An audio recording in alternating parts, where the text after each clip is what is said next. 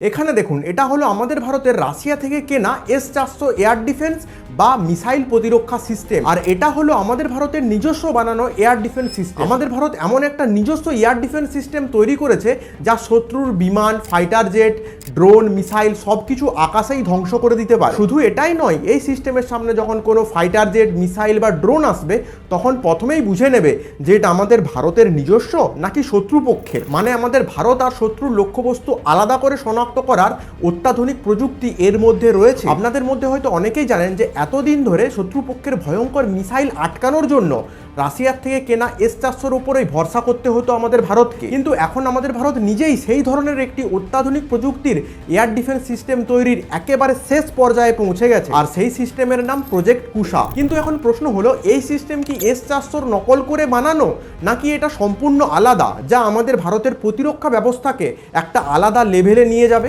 তো আজকের এই ভিডিওতে এই প্রজেক্ট কুশাকে নিয়ে একদম গোড়া থেকে সহজ ভাষায় আলোচনা করব। তো চলুন শুরু করা যাক।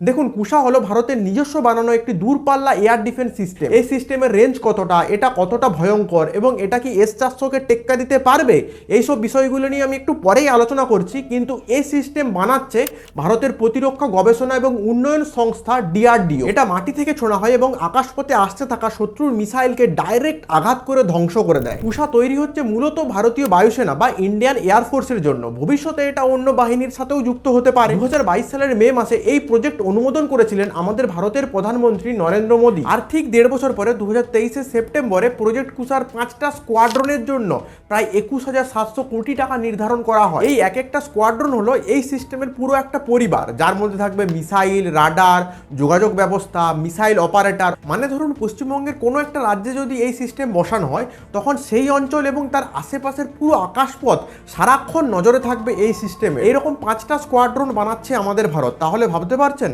যুদ্ধের সময় 5টা রাজ্যের আকাশপথ একবারে সুরক্ষিত করে দিবে এই সিস্টেম। এই সিস্টেম একসাথে প্রায় 96টা শত্রুপক্ষের টার্গেট আকাশেই ধ্বংস করে দিতে পারে। দেখুন, 2018 সালে আমাদের ভারত রাশিয়া থেকে 5টা S-400 স্কোয়াড্রন কেনার জন্য একটা বিশাল চুক্তি করেছিল।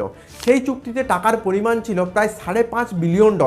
মানে আমাদের ভারতীয় টাকায় প্রায় 35,000 কোটি টাকা। টাকার পার্থক্যটা কতটা বুঝতে পারছেন? এই চুক্তি ছিল ভারতের ইতিহাসে সবচেয়ে বড় এয়ার ডিফেন্স সিস্টেম কেনার চুক্তি। কিন্তু সেই সময় আমাদের ভারত এত পরিমাণ টাকা খরচা করলেও বর্তমান সময়ে দাঁড়িয়ে S-400 কিন্তু ভারতের আধুনিক এয়ার ডিফেন্স সিস্টেমের মূল স্তম্ভ। এই চুক্তির পর রাশিয়া থেকে প্রথম স্কোয়াড্রন এসেছিল 2021 সালে, যেটা পাঞ্জাবে মোতায়েন করা হয়েছিল ভারত পাকিস্তান সীমান্ত পাহারা দেওয়ার জন্য। দ্বিতীয় স্কোয়াড্রন মজুত করা হয়েছিল উত্তর পূর্ব ভারতে লাদাখ চীন সীমান্ত পাহারা দেওয়ার জন্য। আর তৃতীয়টা রাজস্থানে। এই 3টা স্কোয়াড্রনই কিন্তু এখনো পর্যন্ত একদম অ্যাক্টিভ রয়েছে। এই 3টা সিস্টেমকে আমাদের ভারত এমন এমন জায়গায় মোতায়েন করে রেখেছে যাতে আমাদের ভারতের পশ্চিম সীমান্ত পুরোটাই এই সিস্টেমের নজরদারির আওতায় চলে আসে। এখন স্বাভাবিকভাবেই আপনাদের মাথায় হয়তো প্রশ্ন আসছে যে এটা তো 3টে গেল, আর দুটো কোথায় গেল?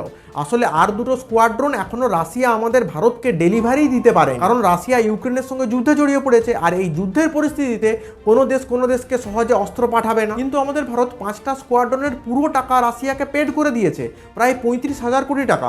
কিন্তু এখনো পর্যন্ত দুটো স্কোয়াড্রন আমাদের ভারতের হাতে এসে পৌঁছায়নি। এটাই হলো বিদেশি অস্ত্রের উপর নির্ভরতার সবচেয়ে বড় বিপদ।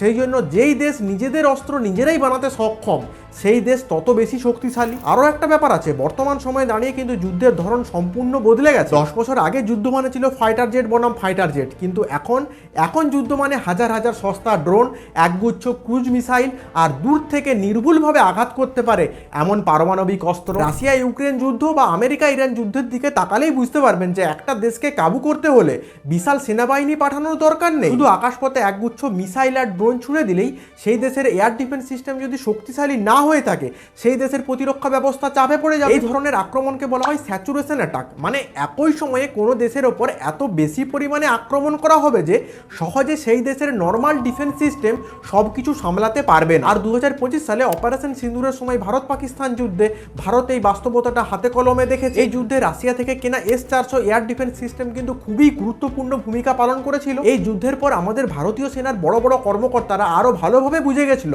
যে একটা সিস্টেমের ওপর নির্ভর করে থাকা যাবে না। আমাদের ভারতের সেনাপ্রধান জেনারেল অনিল চৌহান নিজেই বলেছেন যে এই ভারত পাকিস্তানের যুদ্ধটা ছিল আধুনিক যুদ্ধ, এখান থেকে অনেক কিছু শিক্ষা পাওয়া গেছে। তাহলে ব্যাপারটা বুঝতে পারছেন, একদিকে বিদেশি অস্ত্রের উপর নির্ভরতা কতটা ঝুঁকি, ডেলিভারিতে দেরি, কত বেশি পরিমাণ টাকা খরচা হয়, অন্যদিকে যুদ্ধের ধরনও বদলে গেছে। আমাদের ভারতের মতো একটা এত বড় দেশের একটা এয়ার ডিফেন্স সিস্টেমের উপর নির্ভর করে থাকা কিন্তু মোটেই উচিত নয়। সেই জন্য আমাদের ভারত সরকার 2022 সালেই নতুন এয়ার ডিফেন্স সিস্টেম বানানোর সিদ্ধান্ত নিয়ে নিয়েছিল, আর সেইখান থেকে জন্ম হয়েছিল প্রজেক্ট কুষার। এবার আসি সবচেয়ে ইন্টারেস্টিং অংশে, এই সিস্টেম কিভাবে কাজ করে।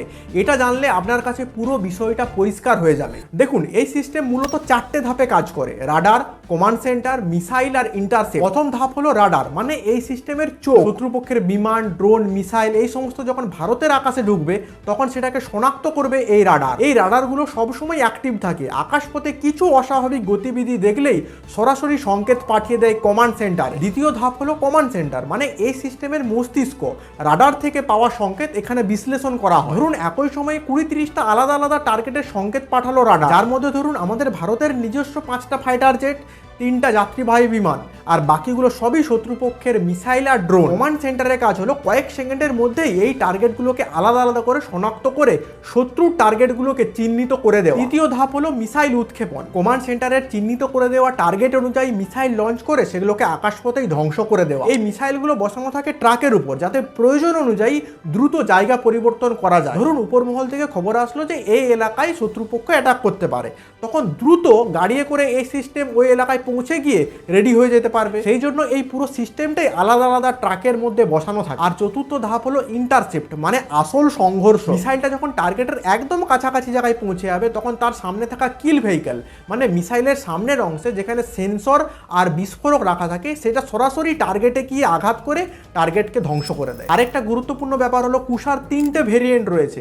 M1, M2, M3। এই 3টা ভেরিয়েন্টেরই বিস্ফোরণ ক্ষমতা একই থাকবে, কিন্তু রেঞ্জ আলাদা আলাদা হবে। যেমন M1 ভেরিয়েন্ট, এটা 150 কিলোমিটার দূরের টার্গেটকে ধ্বংস করতে পারবে। M2 250 কিলোমিটার দূরের টার্গেটকে ধ্বংস করতে পারবে, আর M3 350 বা 400 কিলোমিটার দূরের টার্গেটকে ধ্বংস করতে পারবে। 400 কিলোমিটার মানে ভাবতে পারছেন, কলকাতা থেকে ভুবনেশ্বরের টার্গেটকে ধ্বংস করে দেবে। ভাবুন তাহলে 400 কিলোমিটার দূরের একটা টার্গেটকে ধ্বংস করে দেবে এই সিস্টেম।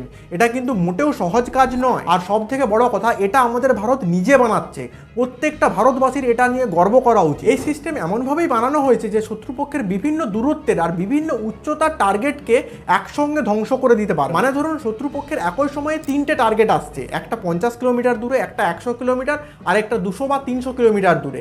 3টারই উচ্চতা আলাদা আলাদা হবে। এই 3টাকেই কিন্তু একই সময়ে খুব সহজভাবে এই সিস্টেম ধ্বংস করে দেবে আকাশপথে। এবার আসি আসল প্রশ্নে, আমাদের ভারত কি রাশিয়ার S-400 নকল করে নতুন এয়ার ডিফেন্স সিস্টেমটা বানিয়েছে? দেখুন সোজা কথায় উত্তর হলো না। কুষা S-400 কার্বন কপি নয়। S-400 যেখানে গোটা প্যাকেজ হিসাবে রাশিয়া থেকে কেনা হয়েছে, কুষা কিন্তু সম্পূর্ণ আলাদাভাবে ডিজাইন করা হচ্ছে। ভারতের নিজস্ব প্রয়োজন আর ভবিষ্যতের প্রযুক্তির কথা মাথায় রেখে ভারত এটাকে নিজের মতো করে বানাচ্ছে। এই প্রজেক্ট শুধু DRDO একা বানাচ্ছে না, সঙ্গে BELও আছে, মানে ভারত ইলেকট্রনিক্স লিমিটেড, যারা রাডার আর গোটা সিস্টেমের ইন্টিগ্রেশনের দায়িত্বে রয়েছে। মানে এটা শুধু সরকারি ল্যাবের প্রজেক্ট না, এর সঙ্গে বেসরকারি সংস্থা, সরকারি সংস্থা, DRDO সব একসাথে মিলে কাজ করছে। 2025 সালের 15 আগস্টের কথা মনে আছে? দিল্লির লালকেল্লা থেকে আমাদের ভারতের প্রধানমন্ত্রী নরেন্দ্র মোদী একটা নতুন মিশনের কথা ঘোষণা করেছিল।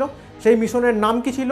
मिशन सुदर्शन चक्र। भगवान श्री कृष्ण से प्रेरणा पाकर के श्री कृष्ण का जो सुदर्शन चक्र था, उस सुदर्शन चक्र की राह को चुना है। এই মিশনের লক্ষ্য হলো 2035 সালের মধ্যে আমাদের ভারতের নিজস্ব একটা এয়ার ডিফেন্স সিস্টেম গড়ে তোলা, যাতে আমাদের দেশের গুরুত্বপূর্ণ সেনাঘাঁটি, বিমানবন্দর, বড় শহর, বিদ্যুৎ কেন্দ্র সবকিছু আরো ভালোভাবে সুরক্ষিত থাকে। ডিআরডিওর বড় বড় বিজ্ঞানীরাও বলেছেন এই প্রজেক্ট আত্মনির্ভর ভারতের একটা গুরুত্বপূর্ণ অংশ। এখন আমাদের ভারতের পুরো খেলাটা বুঝতে পারছেন? আমাদের ভারতের লক্ষ্য এটা নয় যে একটা ডিফেন্স সিস্টেম বানিয়ে রেখে দিলাম, কাজ শেষ। আমাদের ভারতের আসল লক্ষ্য হলো ভবিষ্যতে ভারতকে কখনো যেন এমন পরিস্থিতিতে না পড়তে হয় যেখানে নিজের আকাশপথ রক্ষা করার জন্য অন্য দেশের ওপর ভরসা করে বসে থাকতে হবে। এবার আসি সেই মুহূর্তে যেটার জন্য আমাদের দেশের গোটা প্রতিরক্ষা মহল অপেক্ষা করছিল। 2026 সালের 23শে জুলাই উড়িষ্যার উপকূলে ডক্টর APJ আব্দুল কালাম দ্বীপে এই মিসাইলের প্রথম টেস্ট করা হয় এবং আকাশপথে কৃত্রিমভাবে বানানো একটা টার্গেটকে সফলভাবে ধ্বংস করে দেয়। এটা টেস্ট করা হয়েছিল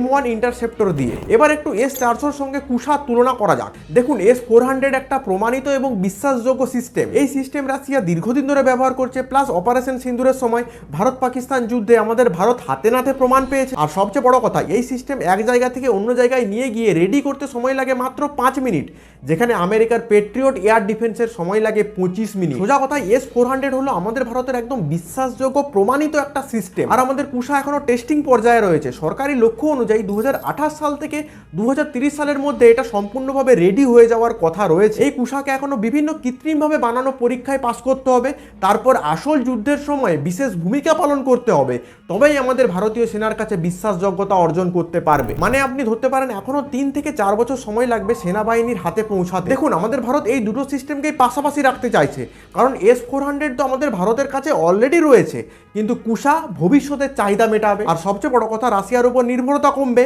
রাশিয়া আর দুটো স্কোয়াড্রন ডেলিভারি করুক আর না করুক, তাতে আমাদের ভারতের আশা করছি তেমন একটা কোনো অসুবিধা হবে না। এই দুটো সিস্টেমকে কাজে লাগিয়ে আমাদের ভারত আকাশপথের সুরক্ষা আরও মজবুত করতে চাইছে।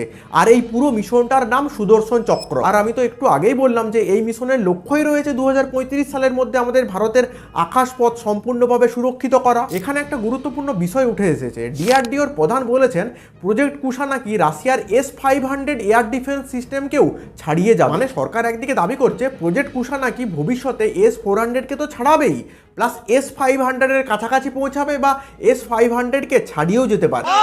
আর অন্যদিকে কুশার বাস্তবতা হলো এখনো পর্যন্ত মাত্র একটা মিসাইল টেস্ট হয়েছে, সেটা আবার M1, যেটা সব থেকে ছোট রেঞ্জে। তবে আমি একবারও বলছি না যে প্রজেক্ট কুশা ব্যর্থ। ভবিষ্যতে এমন হতেই পারে যে আমাদের ভারত এই সিস্টেমকে এমনভাবে আপগ্রেড করলো রাশিয়ার S-500 এর ক্ষমতাকেও ছাড়িয়ে যেতে পারে। তবে এই পার্থক্যটা বর্তমান সময়ে দাঁড়িয়ে অনেকটাই বড়। তাই আগামী দিনে প্রজেক্ট কুশার বাকি মিসাইলগুলো সফলভাবে পরীক্ষায় পাস করে কিনা এখন সেটাই দেখা। অ্যাট দ্য এন্ড আমি একটা কথাই বলবো, এই প্রজেক্ট কুশা কোনো একদিনের চমক নয়, এটা একটা দীর্ঘমেয়াদী পরিকল্পনার অংশ। প্রথম টেস্ট সফল হয়েছে, এটা আমাদের ভারতের কাছে একটা বিরাট বড় অর্জন। এরপর দেখা যাক আগামী দিনগুলোতে কি হয়। দেখুন, আমার মনে হয় পরবর্তী 10-15 বছর আমাদের ভারতের এয়ার ডিফেন্স সিস্টেমের জন্য একটা গুরুত্বপূর্ণ সময় হতে চলেছে। যদি কুশা সত্যিই লক্ষ্য অনুযায়ী সফলভাবে এগিয়ে যায়, তাহলে আমেরিকা, চীন, রাশিয়ার পাশে আমাদের ভারতের নামটাও খুব তাড়াতাড়ি জুড়ে যাবে। তো আজকের ভিডিও বাস এ পর্যন্তই। আপনাদের কি মনে হয় 2035 সালের মধ্যে আমাদের ভারত আকাশপথের সুরক্ষাকে কি সম্পূর্ণ বদলে দিতে পারে? আপনাদের মতামত কমেন্ট সেকশনে অবশ্যই জানাবেন। ভিডিওটি ভালো লেগে থাকলে একটা লাইক, একটা সাবস্ক্রাইব করে যাবেন। দেখা হচ্ছে পরের একটি ভিডিওতে। জয় হিন্দ।